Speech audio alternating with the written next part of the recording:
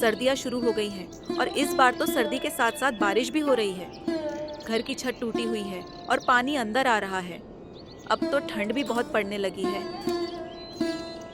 हाँ, यह तो मैंने भी सुना है कि इस बार सर्दी बहुत ज़्यादा पड़ने वाली है। गांव के चौराहे पर लोग कह रहे थे कि इस बार भयंकर बारिश और ठंड दोनों ही होंगी। तुम्हारी बात बिल्कुल सही है। घर की खिड़कियाँ भी टूटी हुई हैं और ठंडी हवा सीधे अंदर आती है। बच्चों को ठंड लग सकती है। हमें घर को ठीक करवाना होगा। मैं मालिक से बात करूंगा, शायद वे हमारी कुछ मदद कर सकें। अगर वे मदद करेंगे तो हम घर की छत और खिड़कियां ठीक करवा देंगे। फिर हमें ठंड और बारिश की चिंता नहीं करनी पड़ेगी।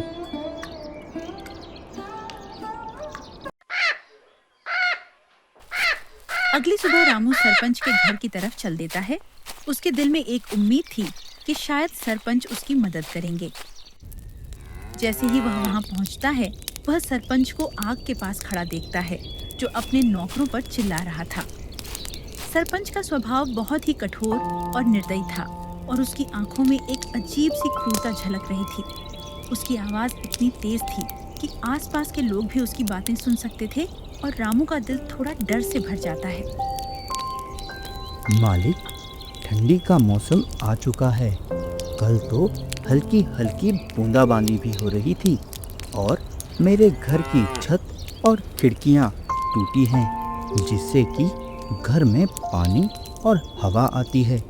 अगर मैंने जल्दी से उसे ठीक नहीं करवाया तो ठंड में हम लोगों को बहुत दिक्कत हो जाएगी। मैं और मेरी पत्नी तो किसी तरह दिन काट लेंगे, लेकिन मेरी एक छोटी सी बेटी है। वह इतनी ठंड में उस टूटे फूटे घर में नहीं रह पाएगी। उसकी तबीयत खराब हो सकती है। अरे रामू, तो उसमें मैं क्या कर सकता हूँ? तुम्हारी समस्या तुम्हारी अपनी है, मैं इसमें क्या कर सकता हूँ भाई? मालिक, यदि आप मुझे थोड़े बहुत पैसे उधार दे देते तो मैं अपने झोपड़ी की मरम्मत करवा लेता और मैं दिन रात मजदूरी करके आपका उधार भी चुका दूंगा। मैं वादा करता हूँ कि मैं आपका सारा पैसा वापस दे दूंगा। बस अभी इस समय आप मेरी कुछ सहायता कर दीजिए।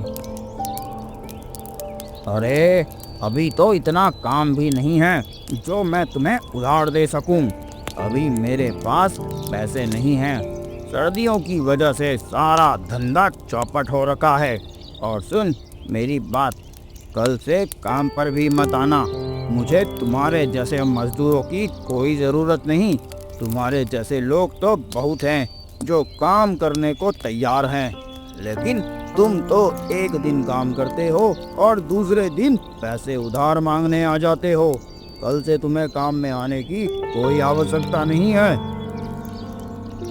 अरे अरे मालिक, मैं तो मदद की उम्मीद से आपके पास आया था, लेकिन आप तो उल्टा मुझे मेरे ही रोजगार से निकाल रहे हैं। ऐसा मत करो मालिक, ऐसा मत करो। मैं कहाँ जाऊँगा? मेरे परिवार का क्या होगा? मैं आपके लिए कितने सालों से काम कर रहा हूँ। देख भाई रामू, तुम्हारी समस्या मेरी चिंता नहीं है। तुम कल से काम पर मत आना। अगर तुम्हें कोई काम मिल जाए तो ठीक, वरना तुम्हारी मर्जी। मैं तुम्हारे लिए अब कुछ नहीं कर सकता। रामू की आंखों में आंसू आ गए थे और वह सरपंच की कठोरता को देखकर दुखी हो गया था। वह समझ नहीं पा रहा था कि अब वह क्या करेगा और कैसे अपने परिवार का पेट पालेगा। रामू ने सरपंच से मिन्नतें की, लेकिन उसकी एक नहीं सुनी गई। सरपंच ने उसकी बातों को अनसुना कर दिया और उसे काम से निकाल दिया। रामू की आंखों में आंसू आ गए थे और वह वहां से दुखी मन से वापस चला आया। रामू दिन भर जगह जगह काम ढूंढता रहा, लेकिन उसे कहीं भी काम नहीं मिला। वह एक फैक्ट्री से दूसरी फैक्ट्री तक गया, एक दुकान से दूसरी दुकान तक गया, लेकिन हर जगह उसे निराशा ही हाथ लगी। हर कोई उसे यही कहता था कि अभी काम नहीं है या फिर पहले से ही काफी लोग काम कर रहे हैं। रामू चाय की दुकान पर बैठा था। उसके चेहरे पर उदासी और चिंता के भाव थे। उसने सीता से वादा किया था कि वह छत का इंतजाम कर देगा, लेकिन अब उसकी नौकरी ही चली गई थी। वह सोच रहा था कि अब वह कैसे अपने परिवार का पेट पालेगा। छत का इंतजाम करना तो दूर की बात थी। हे भगवान, सुबह से रात हो गई। सीता से बोलकर आया था कि छत का इंतजाम कर दूंगा, लेकिन छत तो छोड़ो, जो मेरे पास नौकरी भी थी वह भी चली गई। अब भगवान तू ही देख आगे क्या करना है। मैं तो अब हार बैठा हूँ। रामू की आंखों में आंसू आ गए थे और वह भगवान से मदद की उम्मीद कर रहा था। वह सोच रहा था कि कैसे अपने परिवार का पेट पालेगा, कैसे घर का इंतजाम करेगा। तभी आसमान में काले बादल छा गए और जोर जोर से बिजली कड़कने लगी। रामू ने ऊपर देखा और कहा, हे भगवान, लगता है कि तू भी मेरी परेशानियों को देखकर दुखी हो रहा है। बिजली की कड़क और बादलों की गड़गड़ाहट ने रामू के मन को और भी उदास कर दिया। वह सोचने लगा कि शायद यह भी उसके लिए एक संकेत है कि आगे का रास्ता बहुत मुश्किल होने वाला है। रामू ने एक गहरी सांस ली और कहा, हे प्रभु, मैं तुम्हारी मर्जी पर छोड़ता हूँ। जो कुछ भी होगा मैं स्वीकार करूँगा। रामू जल्दी जल्दी अपने घर की तरफ दौड़ता है, लेकिन वह कुछ दूर ही चला था कि तभी जोर जोर से बारिश शुरू हो जाती है। रामू ने ऊपर देखा और कहा, हे ऊपर वाले, ये कैसी परीक्षा ले रहा है। पहले क्या आपको हमारे दुख कम लग रहे थे, जो ऊपर से ये बेमौसम की बारिश भी शुरू करा दी। बारिश धीरे धीरे बढ़ जाती है और चारों तरफ पानी ही पानी हो गया था, मानो कोई समुद्र हो, जिससे रामू का उसमें चल पाना बहुत मुश्किल हो गया था। वह एक पेड़ के नीचे रुक जाता है और बारिश के थमने का इंतजार करता है। ना जाने कब तक ये मुश्किलें सहनी पड़ेंगी। क्या कभी हम गरीब लोग सुख के दिन भी देख पाएंगे? वह पेड़ के नीचे खड़ा होकर बारिश के थमने का इंतजार करता है, लेकिन उसके मन में एक गहरी उदासी और चिंता बनी रहती है। एक तो इतनी ठंड, ऊपर से ये तेज बारिश, मेरे तो हाथ पैर सून पड़ रहे हैं। इतने पानी में चल पाना भी मुश्किल हो गया है और घर पर बेचारी सीता अकेले परेशान हो रही होगी। वह मेरी राह देख रही होगी और सोच रही होगी कि मैं इतनी देर से कहाँ हूँ, मैं ठीक हूँ या नहीं। रामू काफी देर तक उस पेड़ के नीचे बारिश के रुकने का इंतजार करता है, लेकिन बारिश थी कि रुकने का नाम तक नहीं ले रही थी। रामू ने सोचा, चल रामू, इस बारिश का कोई भरोसा नहीं, ये रुके या ना रुके। ना जाने सीता और कुड़िया घर में कैसे होंगे। मुझे तो चलना ही होगा। तेज बारिश में घर के लिए चल पड़ता है। जहाँ तक रामू की नजर जा रही थी, सब ओर पानी ही पानी था। छोटी छोटी झोपड़ियां तो पानी में टूटकर बह गई थीं। यह देखकर रामू को अपने घर की चिंता होने लगती है। वह सोचने लगता है कि कहीं उसका घर भी तो नहीं ढह गया होगा। बेचारा रामू जैसे तैसे करके अपने घर तक पहुंच जाता है, लेकिन जो वह देखता है उसके होश उड़ जाते हैं। घर में पानी भरा हुआ था और पानी दीवार तक पहुंच गया था। रामू का दिल बैठ गया था। वह सोचने लगा कि अब वह क्या करेगा, सीता और बच्चों का क्या होगा। सीता, तुम ठीक हो ना? हाँ रामू, मैं तो ठीक हूँ, लेकिन गुड़िया की तबीयत मुझे थोड़ी खराब लग रही है। देखो घर में पानी पूरा भर गया है, समझ नहीं आ रहा कि हम क्या करें। बाहर के भी ऐसे ही हालात हैं, पूरा पानी भरा हुआ है। हम इस पानी को बाहर भी नहीं निकाल पाएंगे। आज की रात हमें किसी ना किसी तरह निकालनी ही होगी। लेकिन कैसे? गुड़िया की तबीयत खराब है और यहाँ पानी में बैठे रहने से तो और भी खराब हो जाएगी। चिंता मत करो सीता, जैसे भी हो हम गुड़िया का ख्याल रखेंगे। बस हमें रात काटनी है। कल सुबह होते ही हम कुछ ना कुछ इंतजाम कर लेंगे। रात की आखिरी पहर बारिश रुकती है। रामू और सीता जैसे तैसे करके उस रात को बिताते हैं। अगली सुबह रामू कुछ लकड़ियाँ और खाने पीने का इंतजाम करता है, क्योंकि रात वाली बारिश में उनका सारा सामान बह गया था। वह लकड़ियों को इकट्ठा करके आग जलाता है और उन्हें ठंड से थोड़ी बहुत राहत मिलती है। लेकिन बारिश का सिलसिला यूं ही कुछ दिन तक जारी रहता है। एक दिन वो सब घर के बाहर खड़े थे। अजी ऐसे कब तक चलेगा? ये हर रोज बारिश का पानी भरने से घर पूरा खोखला हो गया है।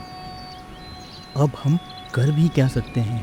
भगवान हमें कोई रास्ता भी तो नहीं दिखा रहा है।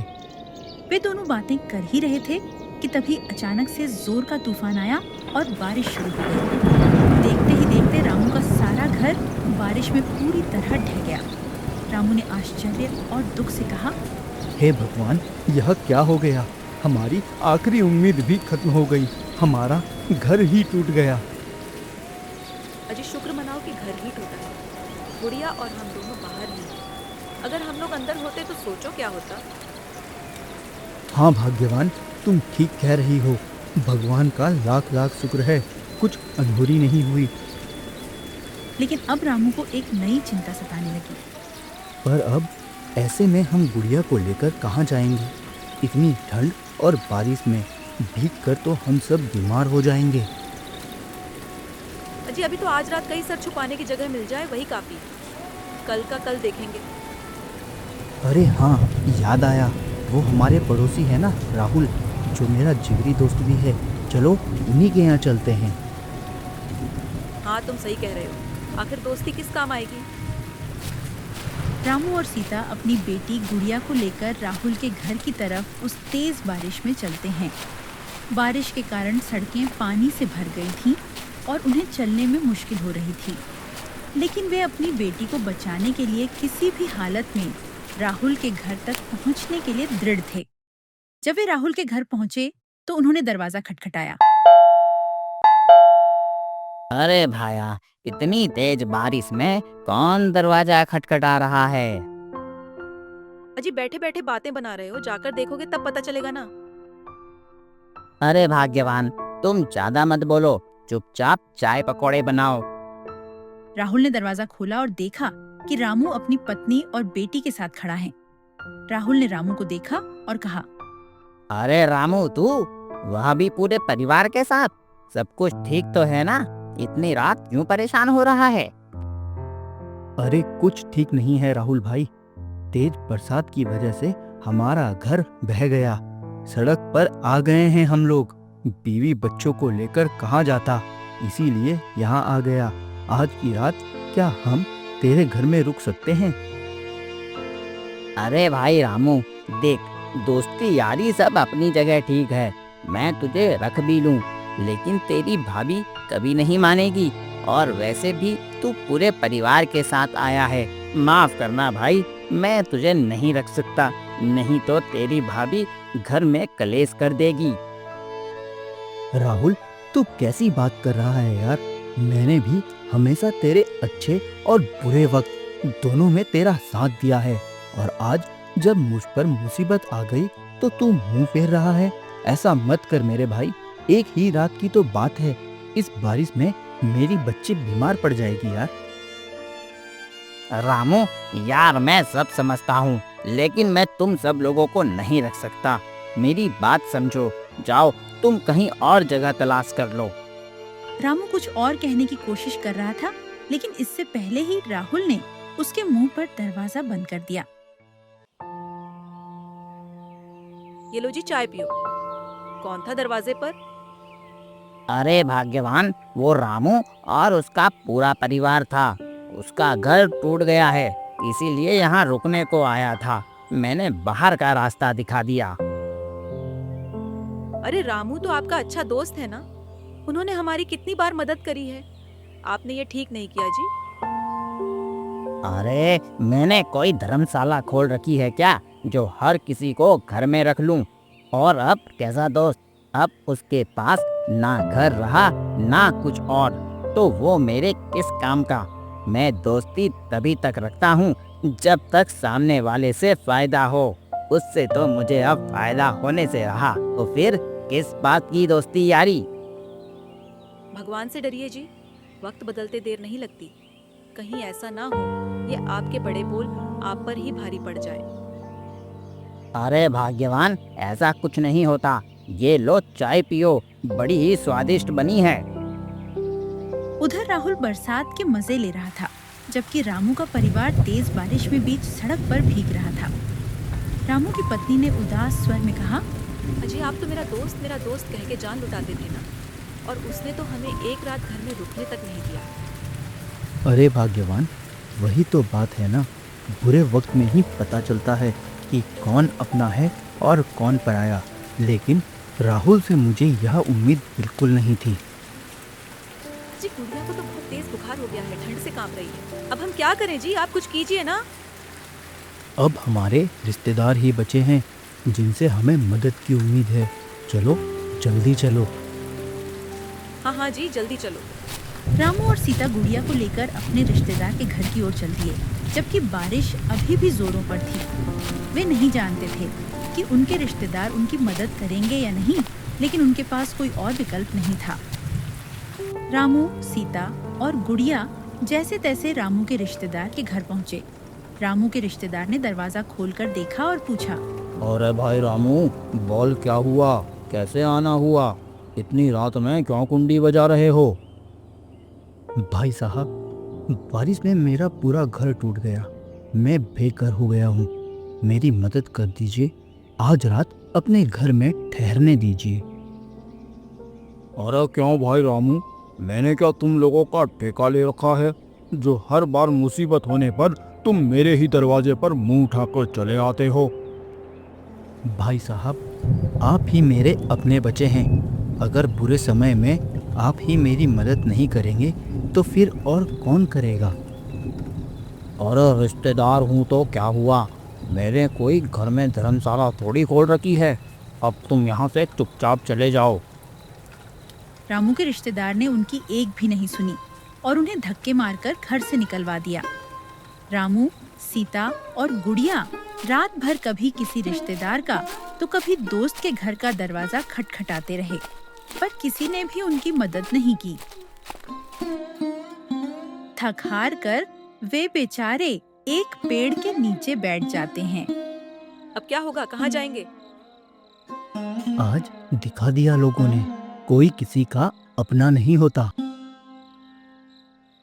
आप हिम्मत मत हारिए जी, ऊपर वाला सब देख रहा है, वह हमारी जरूर मदद करेगा।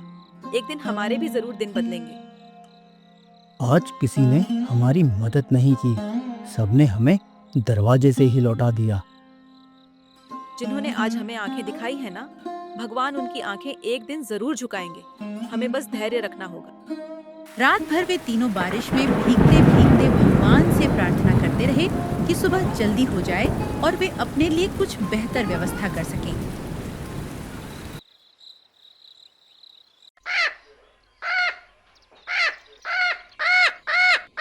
भाग्यवान, तुम यहीं पेड़ के नीचे गुड़िया के साथ रहना, मैं कुछ खाने पीने का इंतजाम करके आता हूँ।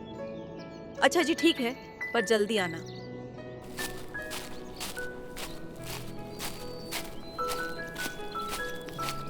रामू शाम होने से पहले लकड़ी, खाने पीने का सामान और गुड़िया की दवाई का इंतजाम करके आ गया। अब बारिश भी नहीं थी तो वह लोग आराम से उस पेड़ के नीचे ही रहने लगे। रामू ने लकड़ियां इकट्ठा करके आग जलाया, जिससे उन्हें ठंड से थोड़ी बहुत राहत मिली।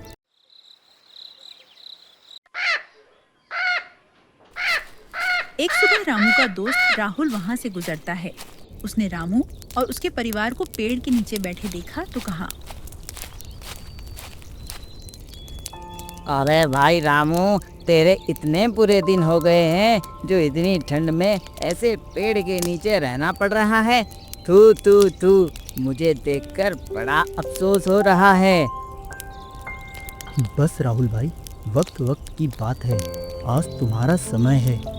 तुम हम पर हंस रहे हो, कभी ऊपर वाला हमारा भी समय लाएगा। अरे रामू, अब तुम सड़क पर आ गए, फिर भी इतना घमंड, ऐसा क्या हाथ लग गया तुम्हारे? चलो कोई नहीं, तुम ऐसे ही खुश रहो। भाग्यवान, तुम इसकी बात को दिल पर मत लेना। चलो ठीक है, तुम खुद का और गुड़िया का ख्याल रखना, मैं कोई काम देख कर आता हूँ। रामू काम की तलाश में वहाँ से चल पड़ता है, जबकि सीता और गुड़िया पेड़ के नीचे बैठकर रामू के वापस आने का इंतजार करती हैं। रामू गांव में बहुत जगह काम के बारे में पता करता है, लेकिन उसे कोई काम नहीं मिला। वह सोचता है, सरला और गुड़िया मेरा इंतजार कर रहे होंगे। मुझे जल्द ही वापस लौटना चाहिए।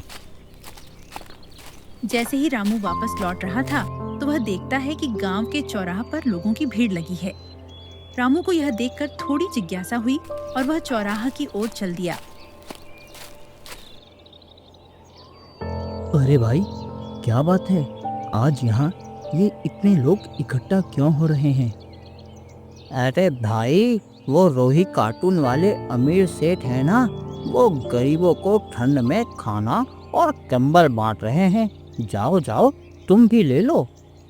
ये सुनकर तो रामू के शरीर में जैसे नई जान आ जाती है। वह झट से लाइन में खड़ा हो जाता है और सेठ रोही कार्टून से भोजन का पैकेट और कंबल लेकर वह फूला नहीं समाया। उस दिन रामू की खुशी का ठिकाना नहीं था। वह सेठ रोही कार्टून को धन्यवाद देता है और उनके प्रति आभार व्यक्त करता है। उस दिन रामू की खुशी का ठिकाना नहीं था। वह कंबल ओढ़ता है तो उसे ठंड से राहत मिल जाती है। वह भगवान का धन्यवाद करते हुए तेज कदमों से अपने परिवार की तरफ चल पड़ता है।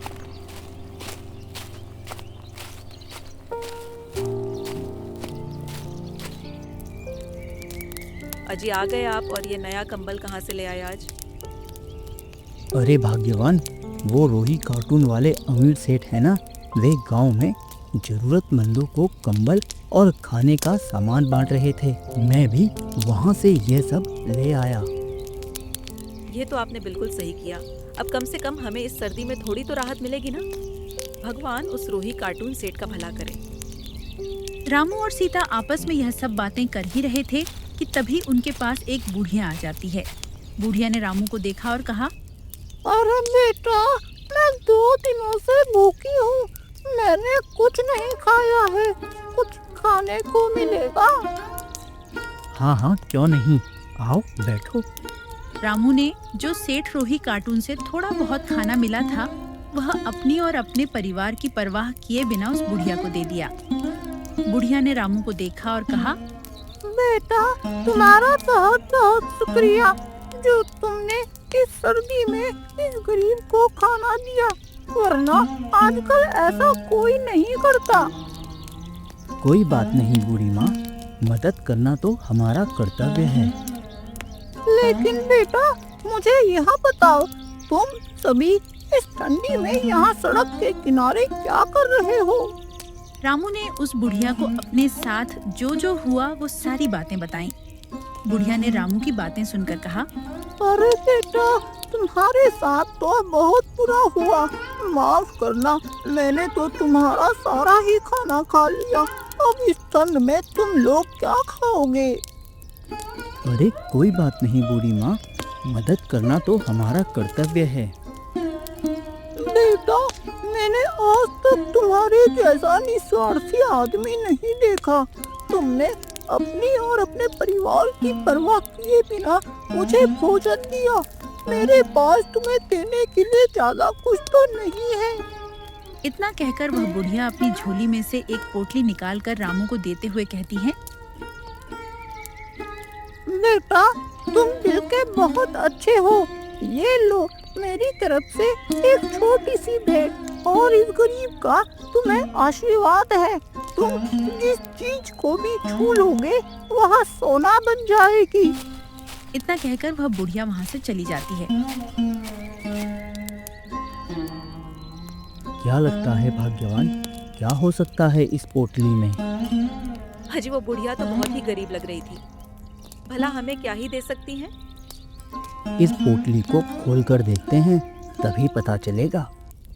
फिर रामू और सीता उस पोटली को खोलकर देखते हैं तो उसमें बहुत सारे सोने के सिक्के थे। रामू और सीता की खुशी का तो कोई ठिकाना नहीं था। अरे बाप रे, इतने सारे सोने के सिक्के! हाँ सीता, मुझे तो लगता है वह बुढ़िया कोई साधारण इंसान नहीं थी। हाँ जी, सही कहा आपने। लगता है भगवान ने हमारी सुन ली। रामू सोने के सिक्कों को बेचकर उनसे एक बहुत अच्छा घर बना लेता है। अब उसके पास ठंड और बारिश से बचने के लिए एक अच्छा घर था और वह खुद का एक छोटा सा ढाबा भी खोलता है। जिसमें वह गांव के गरीब जरूरतमंदों को उस ढाबे में काम देता है।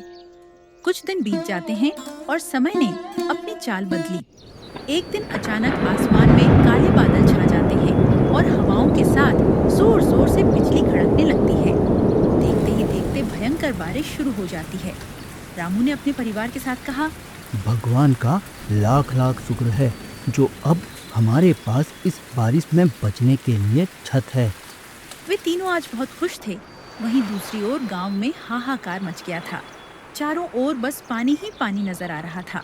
सबके घर बारिश से टूटकर पानी में बह गए थे।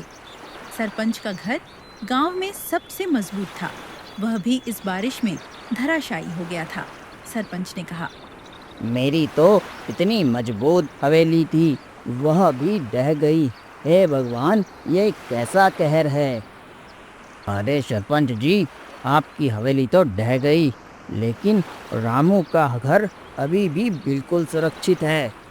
अरे अरे अरे, सब लोग रामू के घर चलो रे, अब केवल उसी का ही घर बचा है। जल्दी चलो, नहीं तो हम सब लोग यहाँ डूब कर ही मर जाएंगे। चलो चलो, जल्दी चलो। सब लोग इकट्ठा होकर रामू के घर पहुंचते हैं।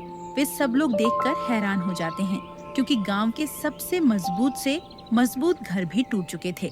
लेकिन रामू का घर अभी भी इस भयंकर बारिश और बाढ़ में सीना ताने ज्यों का त्यों खड़ा था। रामू उन सभी को अपने घर में शरण देता है। वे सब आज बहुत शर्मिंदा थे, क्योंकि उनमें से किसी ने भी रामू के बुरे वक्त में उसका साथ नहीं दिया था। मुझे माफ कर दो रामू भाई, मुझे माफ कर दो। मैंने बुरे वक्त में तुम्हारी मदद नहीं करी। माफ कर दो, मुझे माफ कर दो। सब लोग रामू से माफी मांगते हैं। उन्होंने रामू के साथ बहुत गलत किया था। रामू ने उनकी बातें सुनी और कहा, कोई बात नहीं, मैंने आप सभी को माफ किया, लेकिन कभी भी किसी गरीब और असहाय के साथ ऐसा गलत करना नहीं चाहिए, क्योंकि ऊपर वाला सब देखता है। कहानी से सिख, समय और हालात किसी को भी बदल सकते हैं, लेकिन इंसानियत और मदद की भावना ही असली ताकत है।